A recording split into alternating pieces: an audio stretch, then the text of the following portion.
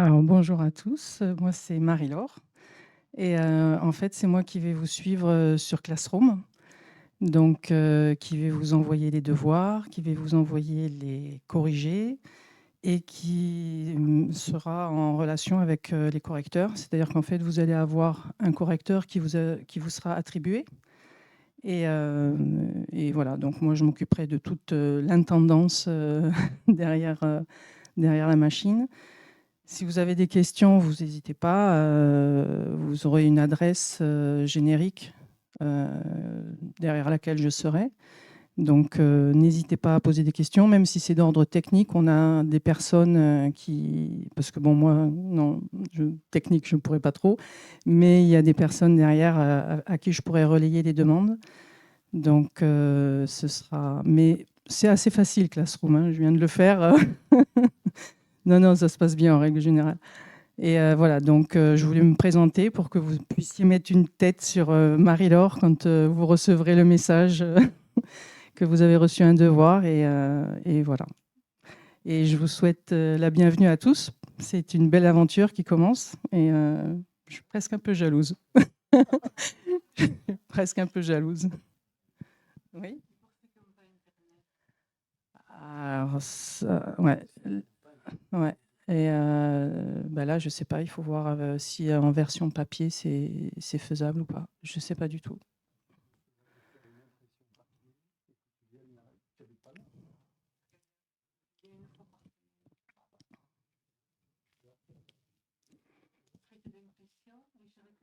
Mmh.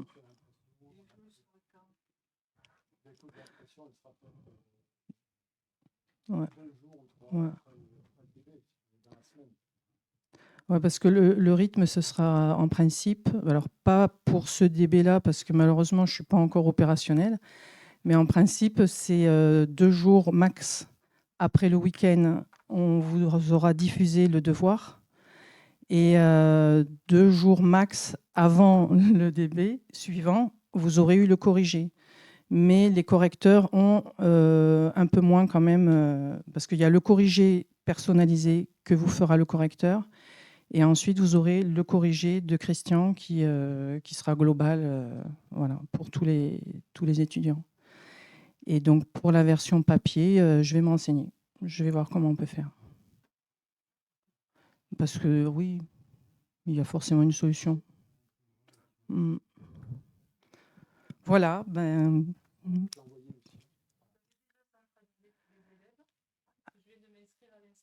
Non. Non, non. En fait, ma formation, c'est jeudi. Donc moi, avant jeudi, je peux pas mesurer, combien il y a d'élèves inscrits. Mais, et oui, oui, mais de toute façon, ça commencera, dès la semaine prochaine. On va essayer de diffuser les mais c'est vrai que pour le premier DB, ça va être un peu bancal, quoi. Parce que la prise de poste est un peu tardive. Mais on va faire au mieux. On va faire au mieux. Voilà. Merci à tous.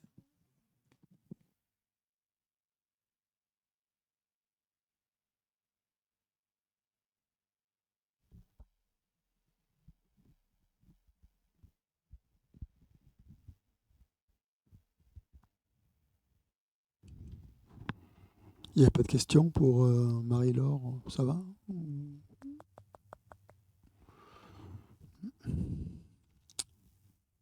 Bien.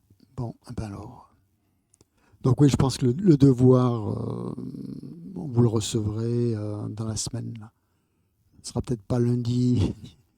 En général, j'essaie de le faire le dimanche soir, parce que voilà, c'est plus frais dans ma tête. Mais après, oui, après c'est parfois la personne qui l'envoie n'est pas toujours disponible, donc ça sera c'est dans les jours qui suivent, quoi. Donc si vous le recevez pas tout de suite, immédiatement, le lundi, attendez un petit peu, vous allez le recevoir. Hein, vous recevrez le devoir et voilà.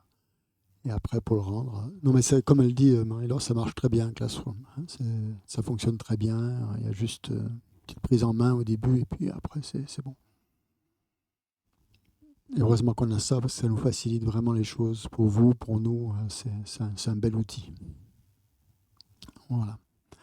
Bien, donc on va reprendre, pour s'y remettre, on va faire comme, on va appliquer ce que j'ai dit ce matin, les mêmes, la même procédure. Donc on prend une posture une assise confortable, en essayant de rester.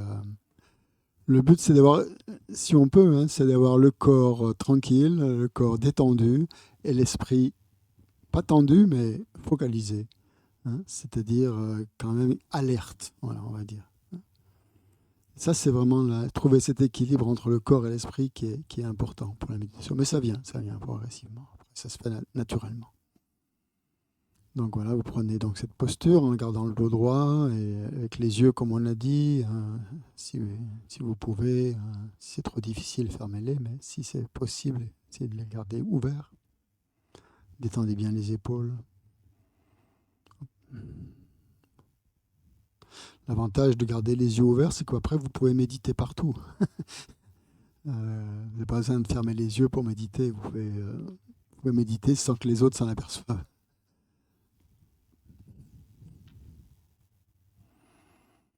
Donc d'abord, vous commencez donc par amener votre concentration sur la respiration pendant 2 ou 3 minutes. On va faire ça.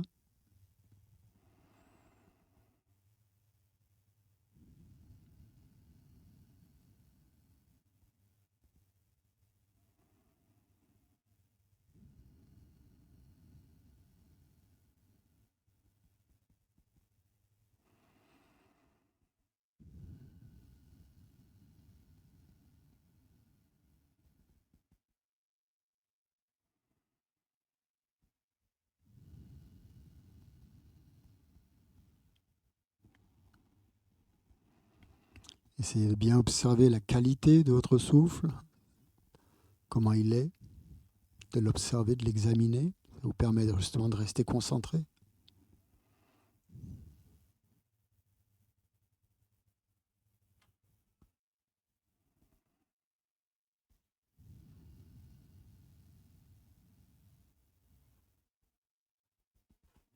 Vous ne cherchez pas à arrêter les pensées ou quoi que ce soit, vous laissez tout se produire tout en étant vigilant, attentif, éveillé.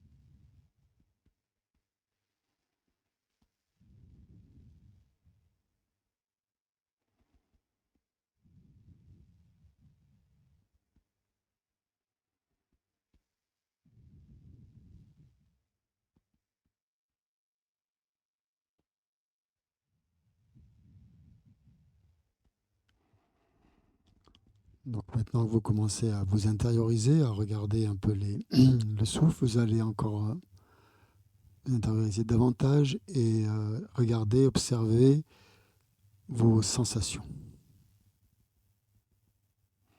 Vous amenez votre attention sur les sensations du corps. Là où il y a des sensations, bien sûr.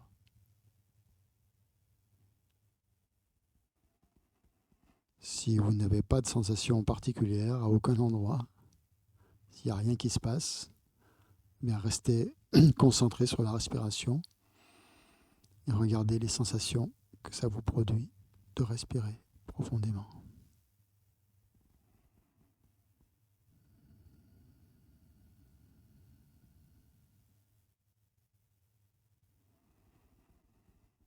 Vous pouvez par exemple observer la contraction et l'expansion de votre abdomen.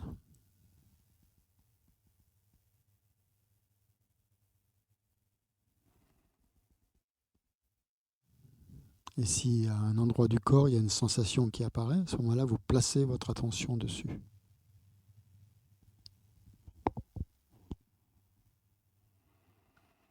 Vous en prenez conscience.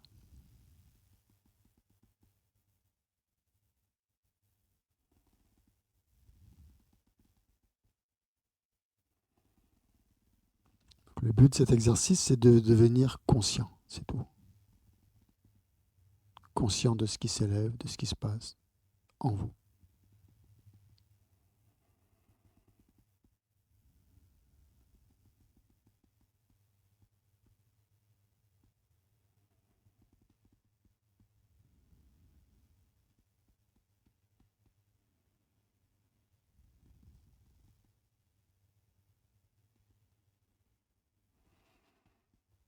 Vous pouvez ressentir aussi, par exemple, la pression qu'exerce votre corps, votre tronc sur le coussin, si vous êtes assis sur le coussin ou sur la chaise.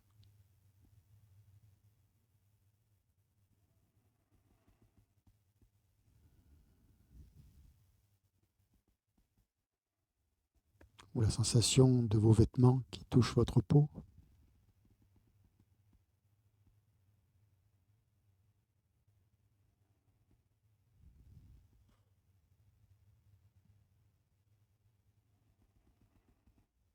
Tout ce qui est confortable, agréable ou désagréable,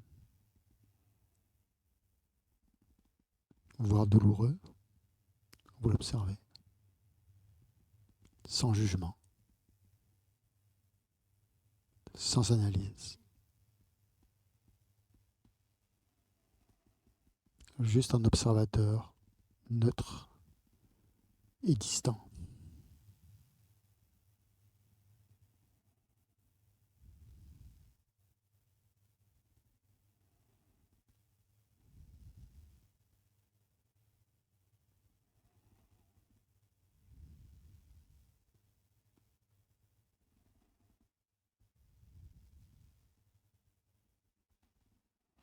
Et lorsque la sensation sur laquelle vous étiez concentré a disparu, ben vous revenez à la respiration.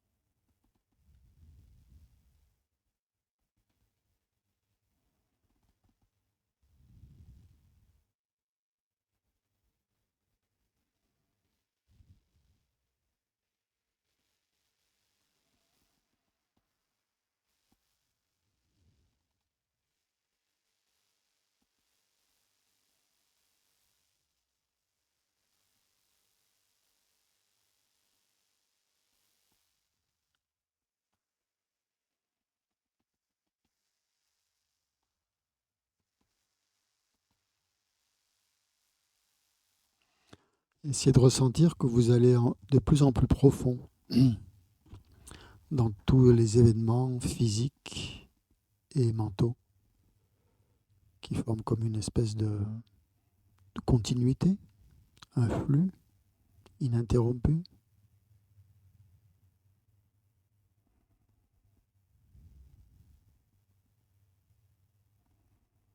Dans votre corps et dans votre esprit.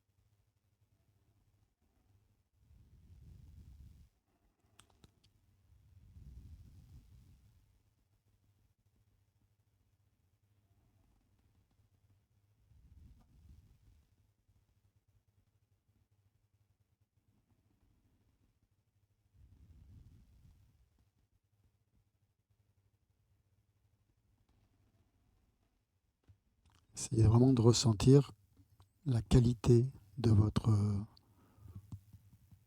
attention, de votre conscience. Comment votre conscience, elle est attentive et capable de percevoir les moindres mouvements, les moindres sensations, tout ce qui apparaît, tout ce qui s'élève physiquement et mentalement.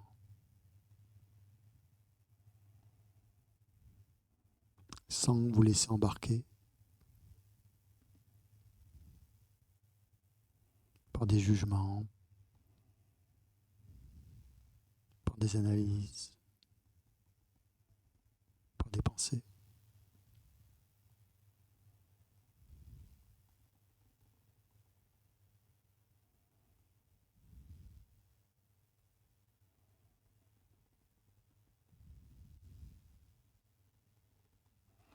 Donc c'est une excellente méditation à faire au quotidien, dès qu'on a un peu de temps, même pendant 1 minute,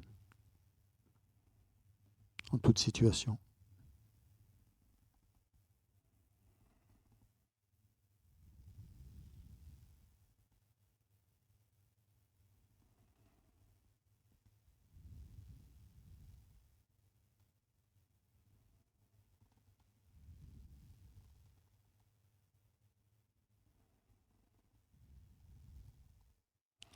En même temps que vous êtes conscient de tout ça, donc, de tous ces événements mentaux et physiques, vous êtes conscient aussi, vous prenez conscience de l'impermanence, du caractère éphémère de toute chose, qui est le premier enseignement du Bouddha. Regardez donc la nature changeante de tous les phénomènes.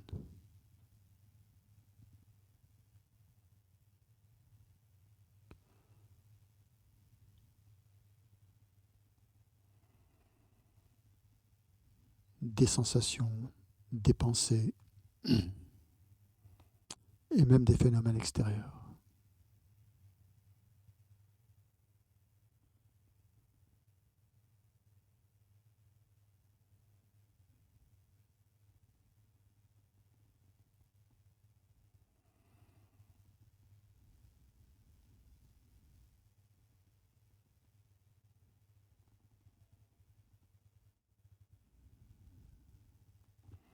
Et surtout, vous prenez conscience que dès qu'on laisse l'esprit tranquille, si on le laisse faire, si on le laisse être tel qu'il est, en fait, tout va bien. Il n'y a pas de souci à se faire. Des choses apparaissent, restent un petit peu, puis disparaissent.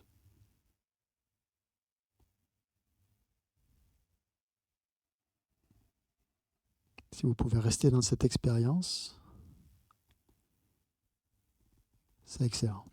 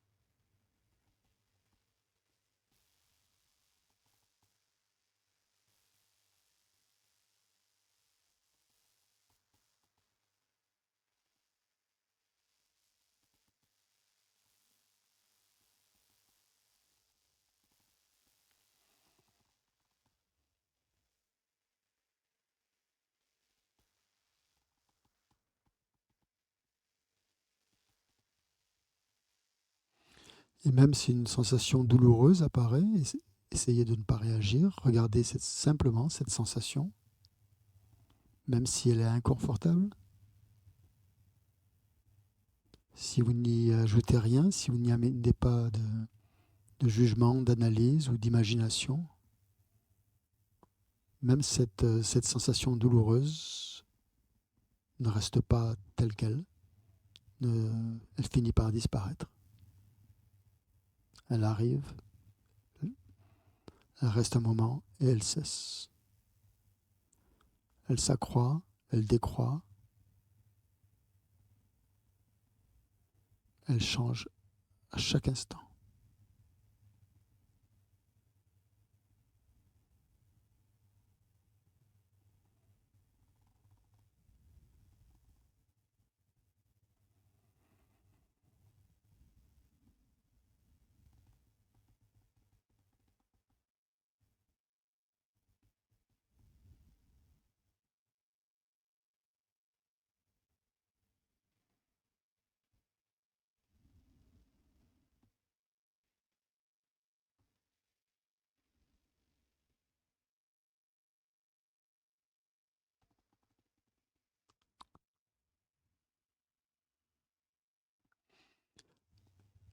Si on ressent une sensation de somnolence aussi, on l'observe. On n'essaye pas de céder à cette somnolence, de succomber à la tentation de s'endormir. On observe cette sensation qui n'est pas vraiment confortable, mais qui est là.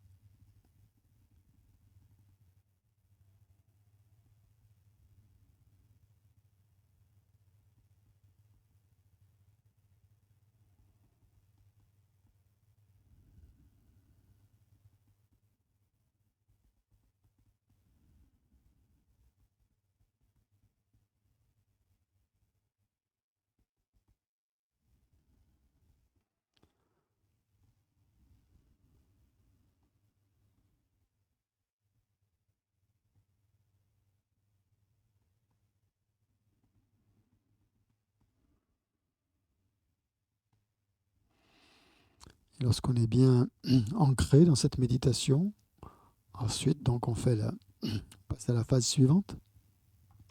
On met la motivation.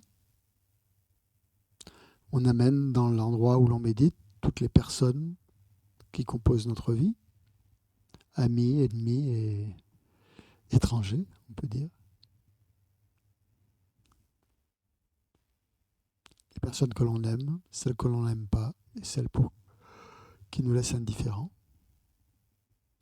On essaye de les visualiser, de les percevoir, de les sentir, de les imaginer dans notre espace mental et physique.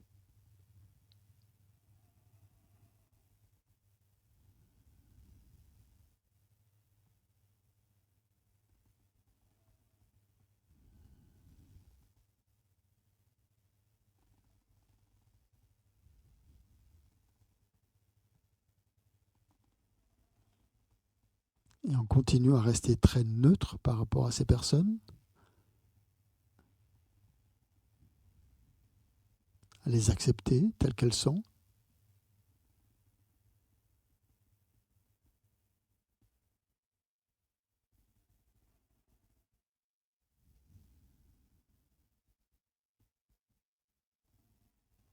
En ressentant que, comme nous, ces personnes n'aspirent au fond qu'à une seule chose, c'est être heureux, être heureuse, à ne pas souffrir.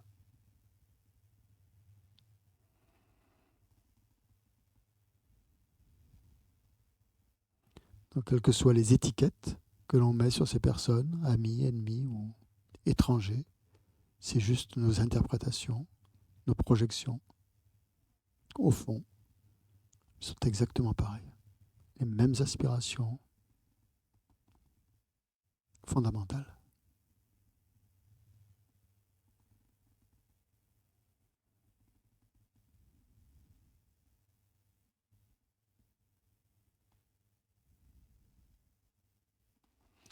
Donc, entouré de ces personnes, on met notre intention, on pose notre intention pour faire cette pratique, ou cette étude, ou cette méditation, ou cette écoute. C'est l'intention de vouloir s'améliorer, améliorer la qualité de nos relations avec les autres, développer plus de qualité, éliminer des défauts.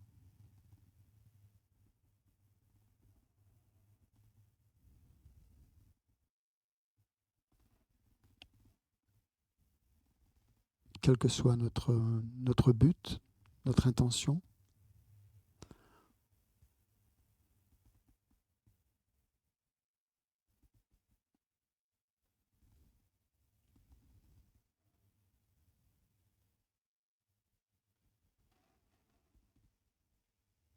Et surtout, on pense donc on s'est embarqué dans un voyage spirituel et qu'on va encore faire un pas de plus dans cette direction, dans la direction de l'éveil, pour devenir un Bouddha.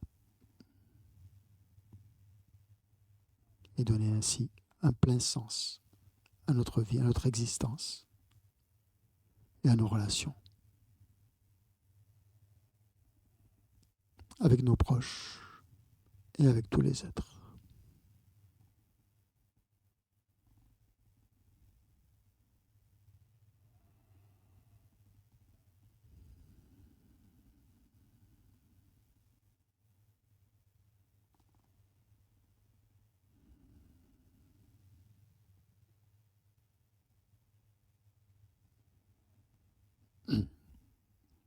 Et fort de cette intention, donc on ouvre les yeux, on reprend conscience, on revient à là où on est, on détend son corps, ses membres, et on se focalise donc sur ce qu'on doit faire.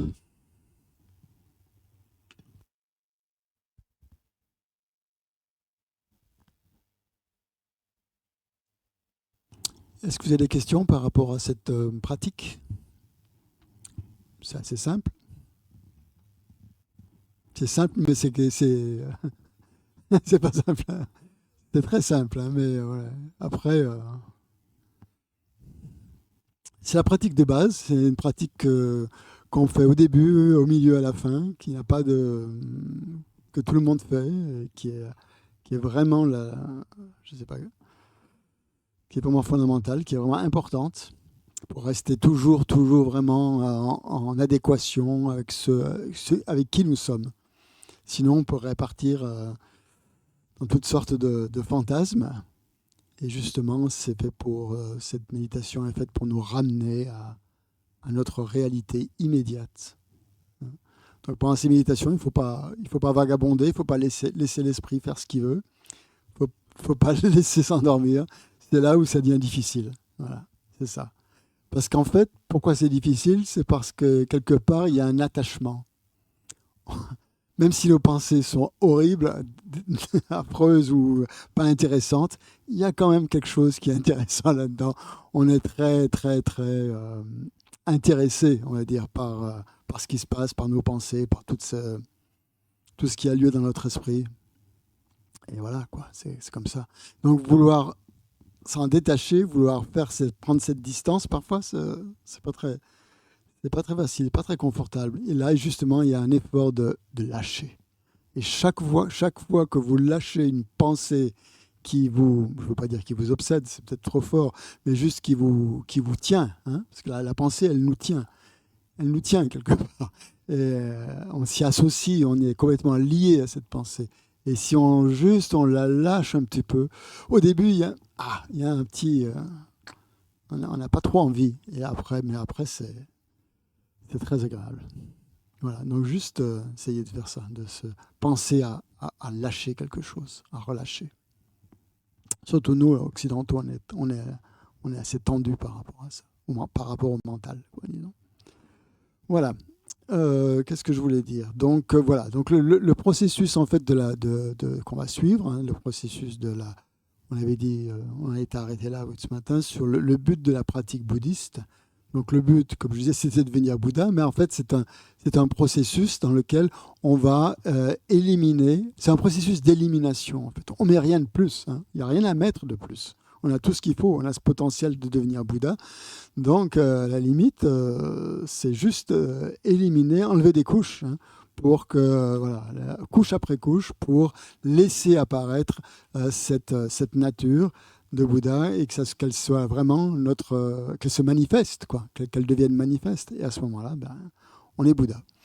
Donc il y en a qui disent que finalement la voie bouddhiste, elle se résume à pas grand-chose, quoi, finalement, à juste éliminer ces couches d'opacité mentale qui sont là. Et une méditation comme celle-ci est extrêmement bénéfique justement pour ça, pour prendre de plus en plus conscience de cette réalité et que finalement, il n'y a pas grand-chose à faire. Hein. Il y a juste à laisser apparaître, à laisser se manifester cette conscience qui est un peu cachée, hein, sous la surface de toutes nos préoccupations quotidiennes qui nous encombrent, en fait. Donc ce moment de méditation, c'est justement un moment très, très appréciable où on oublie un petit peu toutes ces préoccupations quotidiennes. Hein. Et donc, comme on va un peu les oublier ou comme on va laisser un peu décanter ou se reposer toutes ces scories, toutes ces préoccupations, eh bien, il y a des aspects un peu cachés de notre conscience, de notre esprit, qui vont se révéler. Et hop, parfois, on va avoir une petite prise de conscience ou un petit flash, une petite expérience mentale qui nous fait voir une réalité. Ah, ça va très vite, hein, ça ne dure pas des heures à notre niveau. Mais on a déjà un petit aperçu il y a quelque chose comme si quelque chose commençait à se fissurer, comme si une couche opaque commençait à laisser rentrer la lumière un petit peu, à devenir plus fine. Et à ce moment-là, on a comme je ne vais pas dire une vision, hein, c'est pas une vision, mais juste quelque chose comme une forte, une perception très forte. Et une vision, en fait. Oui, c'est une vision, une espèce de vision pénétrante qui dure pas, mais qui est très révélatrice. Et là, on ne se trompe pas, en général. Hein. Elle nous révèle quelque chose de caché qui apparaît tout d'un coup à la surface de notre esprit et que l'on n'avait jamais vu avant et qui nous paraît tellement évidente. Hein. Et là, justement, c'est ces choses inconscientes là, qui réapparaissent, donc justement, une fois que l'on a mis cette intention de départ. Et donc, c'est ça qui va, si on met bien cette intention, avec la concentration, ça va vraiment donner une direction à notre vie, à ce qu'on veut, à ce que l'on veut et à ce qu'on ne veut pas aussi. Hein. Donc, voilà. Donc, plus on va avancer sur cette voie, plus finalement cette pratique va nous rendre conscients de ce que de niveaux plus profonds, de niveaux plus fondamentaux de la conscience, et finalement de laisser apparaître des couches comme ça qui étaient endormies ou enfouies et, voilà, et amener une transformation. Voilà. Donc c'est comme ça que cette transformation a lieu sur la voie. Donc voilà, et ça, bien sûr, c'est dans l'esprit que ça se passe. Hein. Donc c'est pour ça que l'esprit est ce premier module, justement, pour nous faire prendre conscience de ce avec quoi, la substance, en fait, sur laquelle on va travailler pendant toute cette découverte. Donc, si vous deviez définir l'esprit, qu'est-ce que vous diriez? Allez, je vous laisse un peu la parole. Comment est-ce que si vous avez lu des livres là-dessus sur le bouddhisme, ne donnez pas la réponse. Hein, laissez... On va voir comment le bouddhisme définit l'esprit. Mais pour vous, c'est quoi l'esprit, finalement?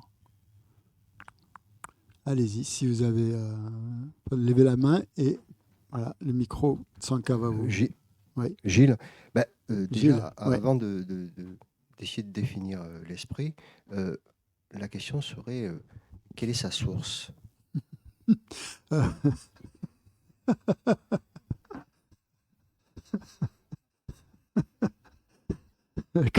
C'est bon, merci. D'accord.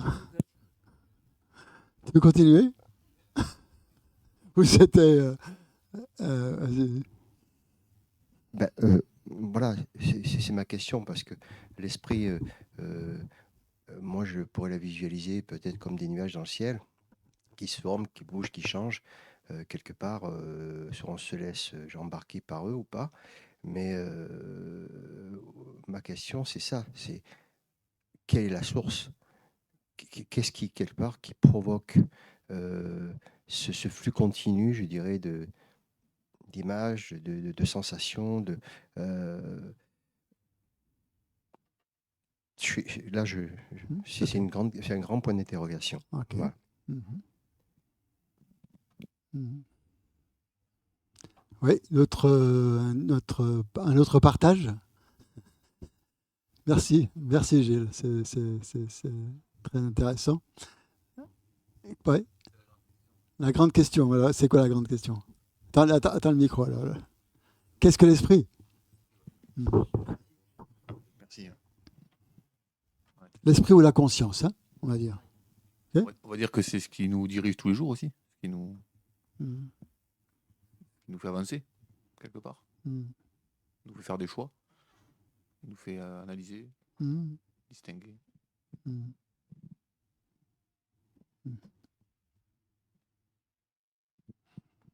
Ouais.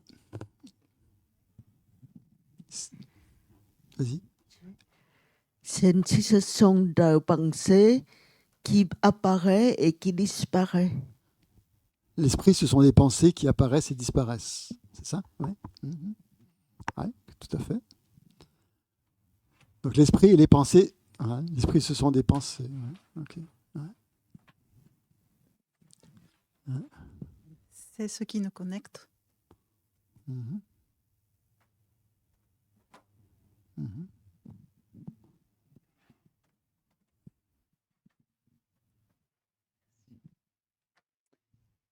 Moi, je laisse, Plus près le micro. Mettez bien le micro près parce qu'il n'est pas très fort. Tout ce qui est immatériel dans notre personnalité qui nous permet justement d'animer tout, nos pensées, notre corps, tout. C'est tout l'aspect immatériel en fait de notre être.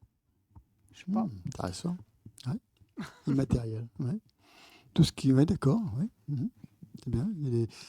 Ouais.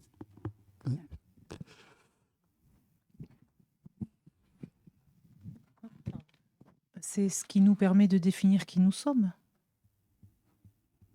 Et nous sommes quoi? Chacun est ce qu'il veut. Chacun dit ce qu'il veut. Ouais. Super, merci. Attends, Étienne, pardon. Il a changé d'avis. Bon, Miguel, bonjour à tout le monde. Je me demande s'il ne faudrait pas voir l'esprit comme un réceptacle, comme un contenu. Un contenu ou un contenant? Un contenant. Un contenant. Ok. Yes. Ouais. Sur Zoom?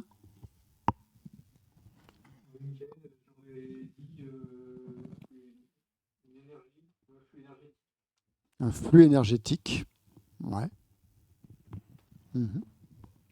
Yes. Bonjour. Moi, je verrais ça comme un contenant.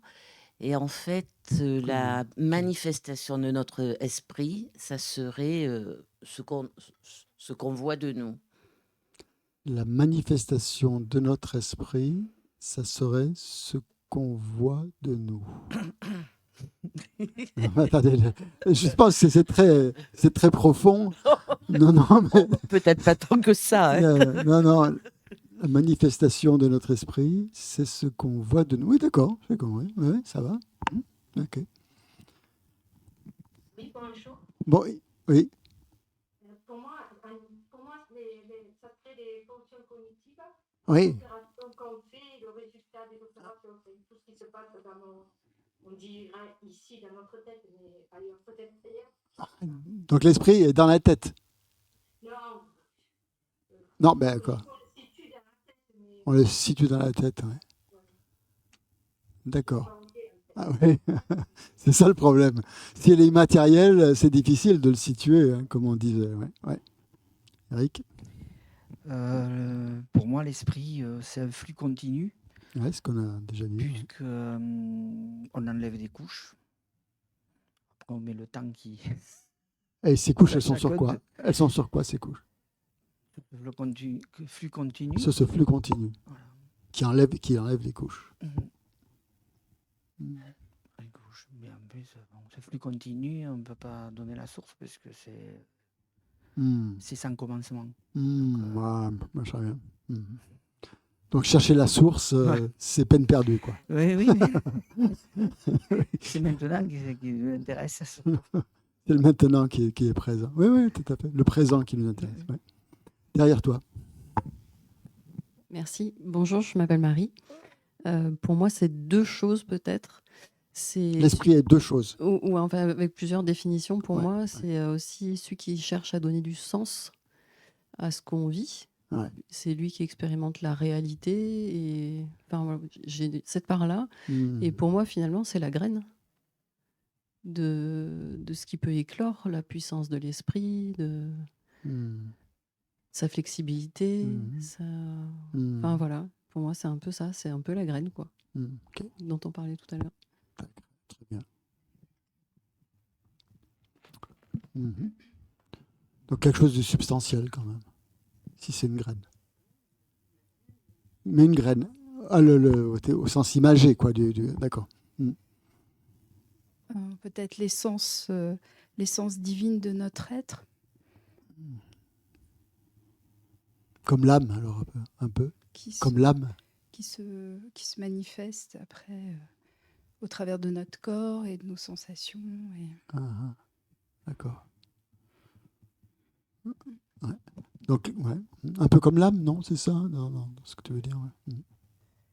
Moi, je voulais rajouter un monde infini qu'on découvre au fur et à mesure qu'on vit. Mais il y a une notion d'infinité et de grande ouverture et rien n'est écrit d'avance. Ouais, très bien. Bonjour, je m'appelle Sylvia. Donc moi, c'était plutôt visuel. Je voyais plutôt ça comme une palette de moulin. Une palette de moulin, une roue de moulin, avec l'eau qui tombe et c'est sans fin, en fait. Et l'esprit, c'est ça. Enfin, pour moi, c'est ça. C'est ce qui tombe dedans et qui tourne, qui part, qui revient. Voilà.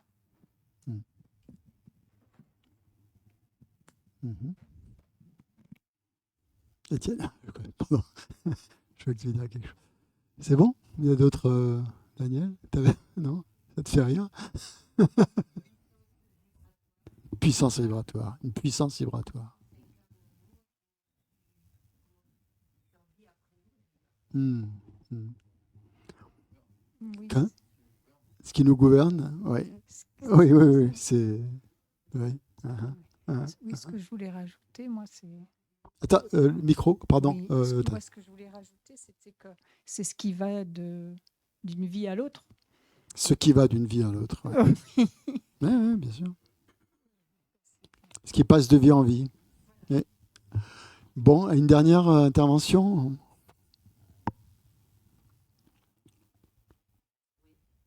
Je crois qu'on a fait à peu près le tour. Moi, je verrais l'esprit comme quelque chose qui va de vie en vie et qui peut évoluer, changer au cours d'une vie. En plus. C'est quelque chose qu'on peut, on peut modifier. D'accord. Oui. Donc pour vous tous, l'esprit, c'est ce qui, quelque chose que, c'est quelque chose de très mystérieux, mais bon, c'est ce que, en tout cas, la plupart du temps. Ce que. C'est ce que, ça suppose qu'il y a quelque chose quand même de qui est là, qui est substantiel.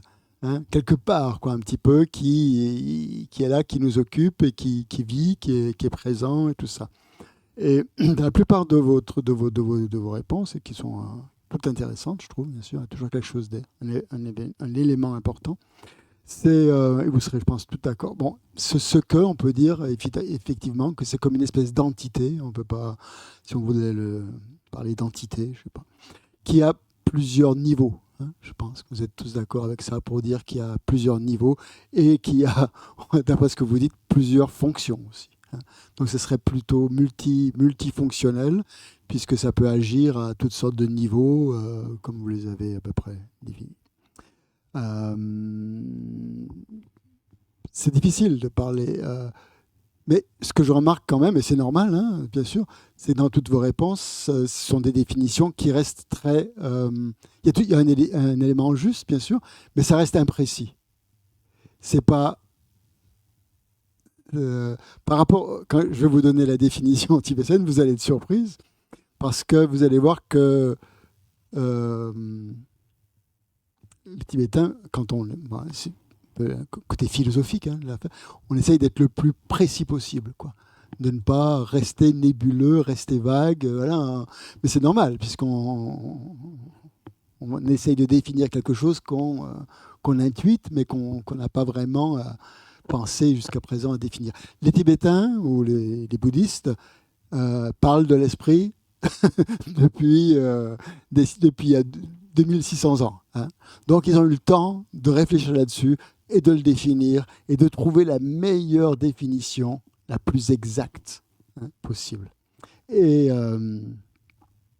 dans les textes, dans la littérature du bouddhiste du grand véhicule, du Mahayana, hein, parce que il peut y avoir d'autres définitions dans le petit véhicule. Ici, on est dans une perspective du grand véhicule. L'esprit est défini par 3 mots.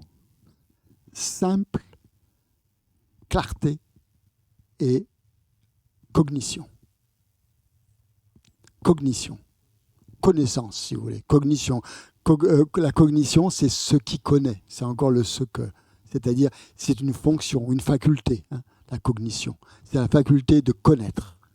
Hein. Donc, j'emploie ce terme, la cognition, dans la faculté de connaissance. Donc, 3. Simple, ça veut dire qu'il n'y a pas besoin d'autre chose.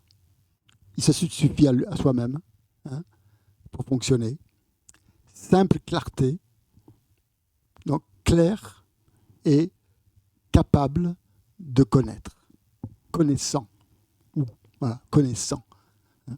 Connaissance, si vous voulez, mais connaissance, c'est un peu, on a l'impression que c'est quelque chose qu'on acquiert ou qui est en dehors de nous. Hein, donc, c'est pas tout à fait... Hein. Donc, c'est plus cet aspect, cette fonction. Donc, 2 mots, enfin bon, le simple, on va le laisser tomber. Disons, les 2 mots importants, c'est la clarté ou la luminosité, la clarté, on peut dire, un peu pareil, et la connaissance. Donc, l'un, c'est sa nature, la clarté. L'esprit, par nature, est clair. Si notre esprit n'était pas clair, on ne pourrait rien percevoir. On ne pourrait rien entendre.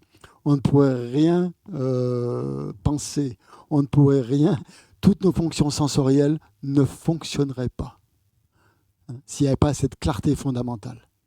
Donc l'esprit, dans le sens tibétain, dans le sens bouddhiste, englobe toutes les facultés sensorielles et mentales.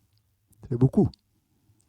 Toutes les facultés sensorielles, c'est-à-dire la vision, l'audition, l'olfaction, le toucher et le goût, hein, tout ça, ces facultés.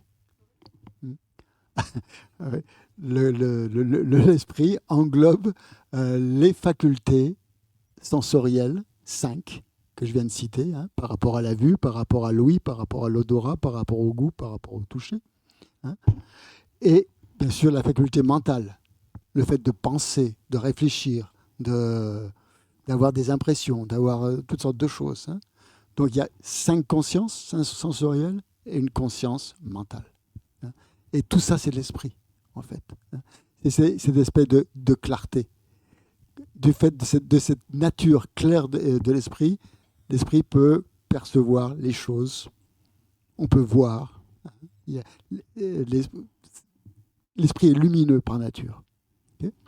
Et l'autre aspect, c'est sa fonction, justement. Donc l'un, c'est la nature lumineuse, et l'autre, c'est sa fonction, la fonction de connaître les choses. Okay.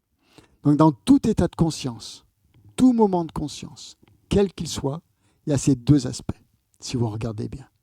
Dans tout état d'esprit, dans tout état de conscience, chaque fois que vous êtes conscient de quelque chose, au niveau vibratoire, comme vous dites, au niveau sensoriel, hein, au niveau auditif, au niveau olfactif, au niveau mental, etc., chaque fois, il y a ces deux aspects, clarté, connaissance.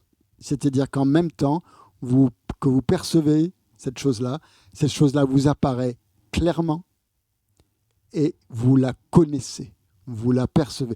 Percevoir, ça veut dire connaître, hein. Ça veut dire être capable de distinguer une chaise d'une table, ça veut dire quand vous regardez une fleur, vous connaissez cette chose-là, hein. C'est cet aspect de connaissance.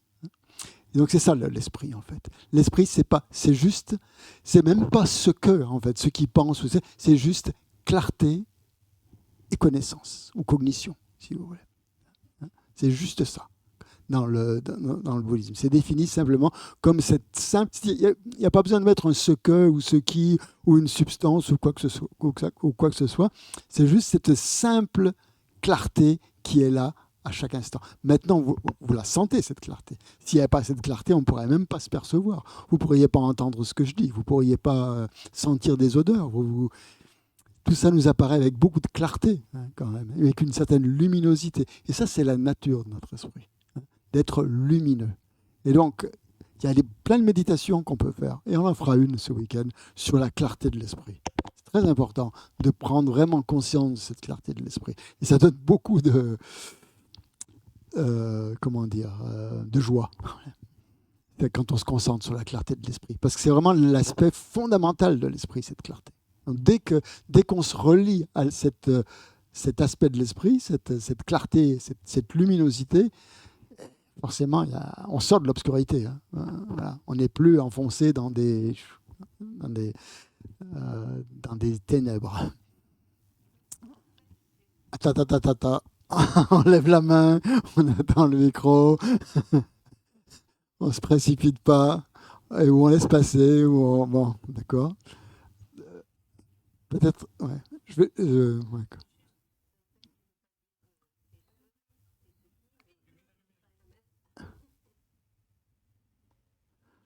Oui, on est obligé, avec la langue, avec le langage, on est obligé de dire ce qui, bien sûr. C'est pour ça que je plaisantais un petit peu avec ça.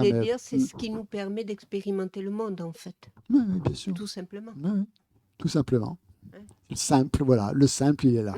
Le simple clarté et simple connaissance, si vous voulez. Simple faculté de connaître. Oui, alors les questions, ça fuse. Bon, allez-y. Donc, attendez, je termine parce que en fait, ça évitera les questions. Donc, en fait, on pourrait dire que c'est un médium, hein, si vous voulez. C'est un médium, si vous voulez, le Seki, si vous voulez, grâce auquel, avec lequel on est capable de connaître. Hein, c'est ça, cognition. C'est un médium qui nous rend capable de connaître nous-mêmes, les autres, le monde environnant, le monde qui nous entoure, les choses internes, les choses externes. Et donc, tout état mental, tout état d'esprit peut être défini par ces deux qualités fondamentales qui sont la clarté et la connaissance. Hein, la clarté et la cognition.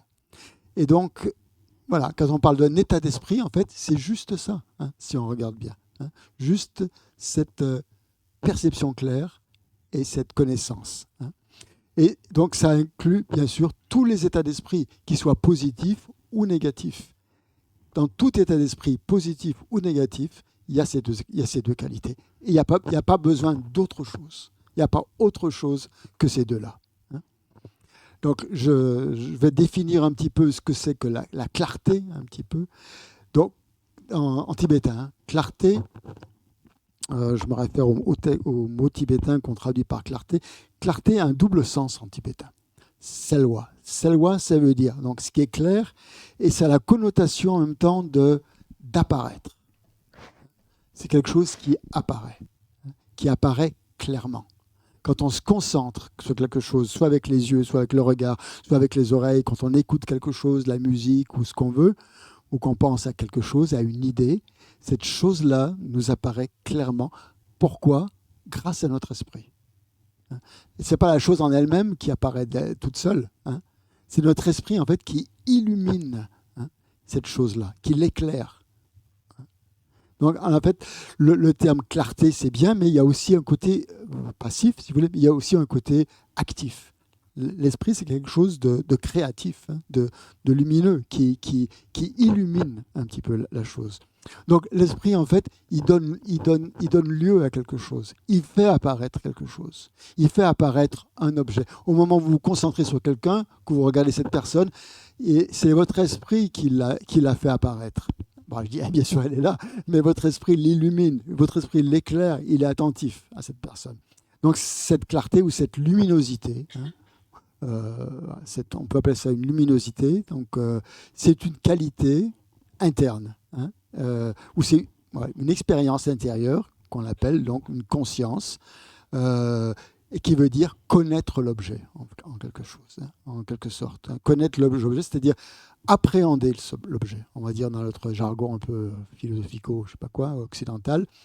On appréhende un objet avec clarté. Et dans la littérature tibétaine, on dit que quand on est concentré sur un objet, hein, ça veut dire que l'esprit s'engage. Il s'engage dans l'objet et il devient en quelque sorte l'objet. En fait, il y a une fusion entre le sujet et l'objet. Hein. Il entre dans l'objet, si vous voulez. Et on trouve des expressions dans les textes, comme on dit, l'esprit prend l'aspect de l'objet. Donc en fait, l'esprit, c'est quelque chose de neutre, de complètement neutre, hein, qui prend l'aspect de n'importe quel objet que l'on est en train de percevoir grâce à nos sens, grâce à nos organes, nos consciences sensorielles. Donc l'esprit, c'est quelque chose de complètement neutre qui est capable de prendre tous les aspects de ce que nos consciences perçoivent. Okay, hein, tout ce que nos consciences perçoivent. Et l'esprit est voilà, il prend tous ces aspects. Donc il est complètement neutre. C'est pour ça que souvent, dans la littérature bouddhiste, surtout zen, on compare l'esprit à un miroir. Hein. L'esprit est comme un miroir, il est clair. Hein. Le miroir vous reflète plein de choses très clairement. Quand il y a un objet qui est placé devant un miroir, cet objet apparaît clairement. Il n'est pas si le miroir est propre, bien sûr. Mais normalement, si le miroir est propre, l'objet apparaît. Donc ça, c'est l'aspect clarté. Si tu veux. Notre esprit est neutre et des choses lui apparaissent comme ça. Hein. Mais la différence du miroir, c'est que notre esprit il est capable de beaucoup plus que ça. Et c'est là où la fonction cognitive elle intervient. Le miroir, il n'est pas capable de connaître les objets. Hein. Il est juste capable de les refléter. C'est pas mal, on dirait. Donc, mais notre esprit a cette double fonction. Il reflète l'objet, ou il prend l'aspect de l'objet, il devient l'objet, il devient, oui, plus ou moins, et en même temps, il le connaît. Hein. Il peut le connaître. Et là, on va voir justement ce que ça veut dire connaître. Ça a plein de sens, hein, connaître un objet. Avec quoi on connaît l'objet? C'est l'esprit encore qui a cette fonction. Mais on va voir, ça va s'affiner au fur et à mesure de ce cours, je pense, justement, cet aspect de connaissance. Qu'est-ce que je voulais vous dire? Oui, donc ça fait référence à ce que vous avez dit dans vos définitions, que l'esprit était immatériel. Effectivement. C'est pas dans le ce que, là, il n'y a pas une substance matérielle. Il ne faut pas confondre, l'esprit n'est pas le cerveau. Okay, on peut dire que le cerveau, c'est matériel, et c'est quelque chose qu'on peut voir, qui est matériel. L'esprit, non. Hein. Donc il y a une distinction dans le bouddhisme entre le cerveau, qui est une substance, qui est une matière, voilà, et l'esprit. L'esprit qui n'est pas matériel, qui n'est pas le cerveau. C'est deux choses complètement différentes. Bien sûr, il y a des liens entre les deux. Hein. C'est pas deux choses complètement dissociées qui... voilà, il y a d'un côté le cerveau, puis d'un autre côté l'esprit. Il y a une relation entre les deux. Et si je sais pas, les gens qui s'intéressent aux neurosciences, on voit bien justement tout ce qui est l'interaction entre le cerveau et l'esprit et comment... voilà, mais l'esprit n'est pas le cerveau. Voilà, ça doit être bien clair. Que ça soit une expression du cerveau, peut-être. Hein, la science traditionnelle va le définir comme ça, qu'en fait, l'esprit n'est que la manifestation de l'activité cérébrale qui fait plein de choses. Hein, c'est un petit peu ça. Mais il y a des scientifiques qui montrent justement que l'esprit a aussi des choses qui peuvent fonctionner sans que le cerveau fonctionne. Ça a été prouvé, par exemple, c'est prouvé dans la science, dans les expériences nouvelles, avec, comment on appelle ça, RMI, là, Near Death Experiment. Comment en français c'est la mort imminente. Voilà, l'expérience de mort imminente, où le cerveau, il ne fonctionne plus, mais que l'esprit continue à fonctionner. Ou dans les tukdam, ce qu'on appelle en tibétain, qu'au moment de la mort, quand il y a encore la conscience qui est dans le corps, et donc le corps ne se décompose pas, et même si cliniquement on est mort, il y a encore une part de nous, une conscience très subtile, qui continue à fonctionner. Donc ça montre quand même qu'il y a une différence entre le cerveau et l'esprit. Donc c'est pas quelque chose de physique. L'esprit n'a pas de forme. C'est aussi défini comme ça dans la littérature bouddhiste. Quand on veut définir l'esprit, parfois les bouddhistes ne définissent pas les choses d'une manière positive. Ils la définissent de manière négative, en disant ce que ce n'est pas, pour pas définir quelque chose qui est, puisque ce qui est, qu'est-ce que c'est que l'être, le non-être. Donc ils vont le définir d'une manière négative, en disant tout ce que ça n'est pas. Donc ils vont dire l'esprit n'est pas physique, l'esprit n'est pas une matière, l'esprit n'est pas une couleur, hein, l'esprit n'a pas de couleur, il est donc toutes ces de manière complètement négative. Et donc va être défini plutôt comme quelque chose, comme l'espace, quoi, en fait, quelque chose. Hein, comme souvent il est comparé soit au miroir, soit à l'espace. Hein, mais pareil, l'espace, donc ça donne un peu ce côté infini, comme vous avez dit dans vos définitions tout à l'heure, le côté infini de l'esprit, le côté spacieux de l'esprit. Mais ça suffit pas, parce que l'espace il connaît pas. L'espace il n'a pas cette faculté de connaître, cette faculté de comprendre, cette faculté cognitive. Hein. Il n'a pas cette faculté de cognition, alors que l'esprit, lui, l'a, cette faculté. Donc, ça ne se résume pas simplement à dire que c'est de l'espace autour de nous, hein, par exemple. Ça ne suffit pas. Hein. Donc, c'est pas... donc, voilà pour l'aspect donc clarté. Voilà. Si vous avez il y a des questions maintenant, si vous voulez y aller. Est-ce qu'on peut dissocier l'esprit de la conscience? Non. Ou la conscience fait partie de l'esprit? Non, c'est pareil. Dans notre exposé ici, voilà, dans ce cadre-là, on dit que l'esprit, c'est la conscience c'est l'esprit, c'est pareil. Hein, c'est exactement la même chose. Donc si le mot esprit vous gêne, parce que c'est vrai que dans notre... ça a plein de sens, nous, l'esprit. C'est quelque chose... Ça peut être des fantômes, ça peut être... je sais pas, il y a un esprit aussi... religieux, ça peut être l'âme, ça peut être plein de choses. Donc, c'est pas ça. Ouais.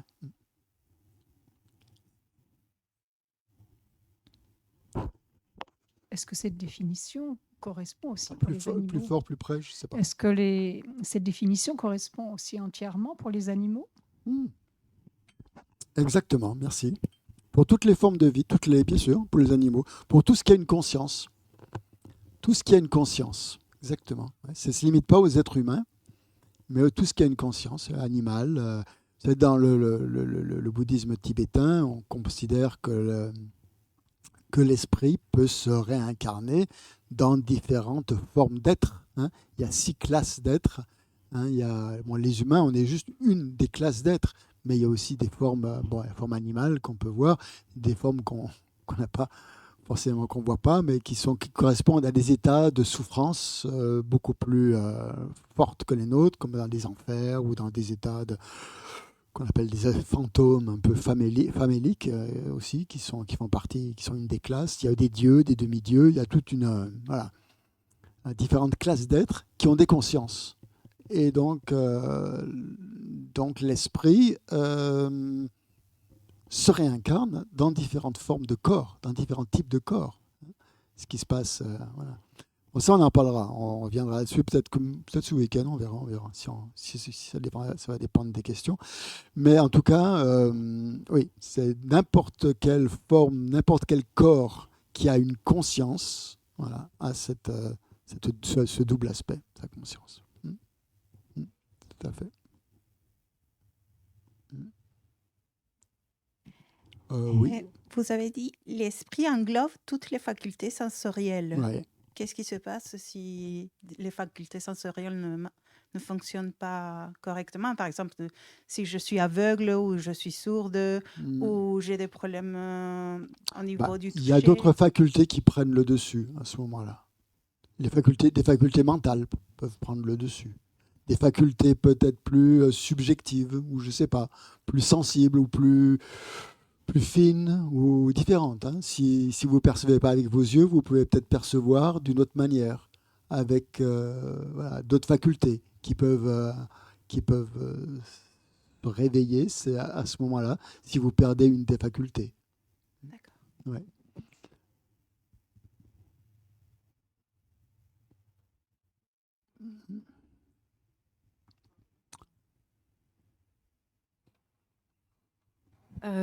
Vous avez dit, il se compare aussi à l'espace, mais ça ne suffit pas.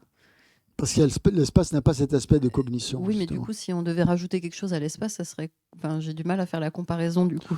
Non, en fait, j'ai dit ça parce qu'on compare l'esprit, on compare un miroir où pour illustrer sa clarté, son aspect clair, et on le compare aussi à l'espace pour illustrer son aspect spacieux. L'esprit n'est pas limité, voilà. Il n'est pas limité à un corps, disons. Hein. Un petit peu quand même, bien sûr. Oui. Mais par la méditation, on voit qu'on sort un peu quand même des limites physiques et que notre esprit est beaucoup plus vaste que juste l'enveloppe humaine. Et donc c'est pour ça qu'il y a un côté un peu spacieux, un peu espace. Quoi, parce qu'en cours de méditation, notre formateur, il nous parle beaucoup du céleste. Alors je voulais que au-dessus, c'était plutôt tout ce qui était céleste. Céleste, oui. Du coup, je me disais qu'il y avait peut-être quelque chose de plus vaste dans quelque chose de céleste que juste de l'espace tout simple. Peut-être que le céleste, c'est un l'espace. Je ne sais pas ce que c'est que le céleste. Je ne sais pas, je n'utilise pas trop cette terminologie. Mais d'accord. Je lui demanderai ce qu'il met vraiment derrière. Ouais, si c'est comme l'espace, peut-être, je ne sais pas. Moi, j'utilise plutôt le mot espace, peut-être c'est le même sens, je ne sais pas. Alors, ma perception des choses, c'est comme si c'était l'espace, mais avec une conscience divine un peu. Sacré, je sais pas. Je lui demanderai. C'est intéressant. Ça, c'est plutôt dans le cadre de l'expérience méditative. Oui. Plutôt à ce moment-là. Ouais. Ouais. D'accord. Là, je ne me situe pas uniquement dans l'expérience méditative, mais dans notre façon de vivre, tout simplement au quotidien, avec un esprit, quoi. C'est tout. Hein. Je pense pas à des états de méditation particuliers ou pas forcément, mais ça peut jouer, bien sûr. C'est pas. Ouais. Oui, tu disais que l'esprit donc était défini par deux aspects, la clarté et la connaissance, et par ailleurs que le travail qu'on faisait finalement dans le bouddhisme, c'était un travail de dépouillement, on enlevait des choses. Ouais. Alors est-ce que finalement, on travaille spécialement sur l'aspect de connaissance pour revenir à la clarté? La question c'est est-ce que le travail se situe là finalement? Les deux sont toujours là. Il y a toujours, quels que soient les états de conscience, il y a toujours ces deux choses. Alors, après, c'est plus ou moins grossier ou plus ou moins subtil, si tu veux, plus ou moins fort ou plus ou moins ténu, cette clarté, cette conscience, mais elle est toujours là. Elle est toujours là. Et c'est grâce à ça que notre esprit, c'est ça l'esprit. En fait, il n'y a pas autre chose que ça. Donc, on n'a pas plus de clarté que de conscience, que de connaissance. Je veux dire, c'est vraiment, c'est comme un tout, quoi. Oui. C'était le fait que notre connaissance, finalement, peut être erronée ou fausse. Par exemple, moi, je perçois quelque chose en le comprenant, mais soit c'est partiel, soit c'est erroné, Et donc, est-ce que c'est sur cet aspect de compréhension qu'on travaille pour déconstruire la mauvaise connaissance, la connaissance erronée, pour arriver à une connaissance juste, qui nous fait revenir à la clarté, finalement? Oui, on peut dire ça, c'est pas faux. C'est sur l'aspect pratique, quoi. Je pense qu'on peut dire ça, effectivement. Plus on va, la méditation amène beaucoup de clarté, hein, déjà. Et avec cette clarté, il y a une connaissance qui se fait aussi. Et plus on va effectivement enlever de l'opacité, qui est des choses qui nous obscurcissent, finalement, des voiles, hein, qui voile cette clarté, plus cette clarté va s'exprimer, puisqu'elle elle est vraiment la constituante essentielle de notre esprit. Et c'est ça qui va se révéler. Donc, elle va être, bien sûr, plus on va avancer sur là, plus quand on comprend quelque chose de manière intuitive, il y a une grande clarté là, qui apparaît. Parce que c'est pas bloqué par des concepts ou des choses comme ça. Ouais. Mais ouais, j'en parlerai peut-être un peu plus loin de ça, mais je pense que ça va dans le même sens. Ouais. Sur Zoom, il y a des questions? Non? Pardon, Étienne, excuse-moi, je te fais faire des pirouettes. Non, ça va.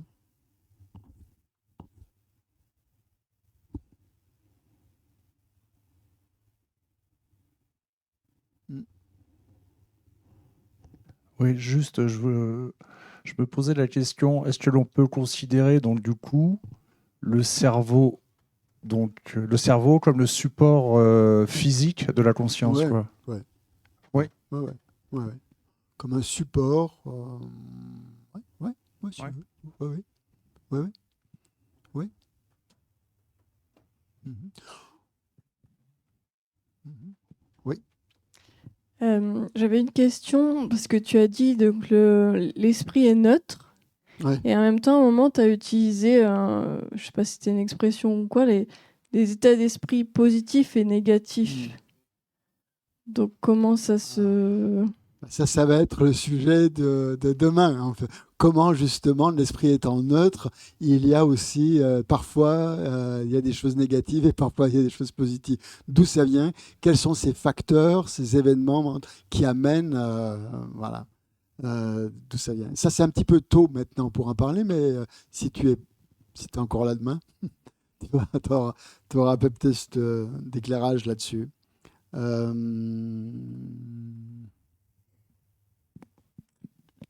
Je lisais un article, L'esprit selon la science. Actuellement, le courant dominant des neurosciences est que l'esprit est ce que fait le cerveau, ou qu'il s'agit d'une propriété émergente du cerveau. C'est pour répondre un peu à ta question.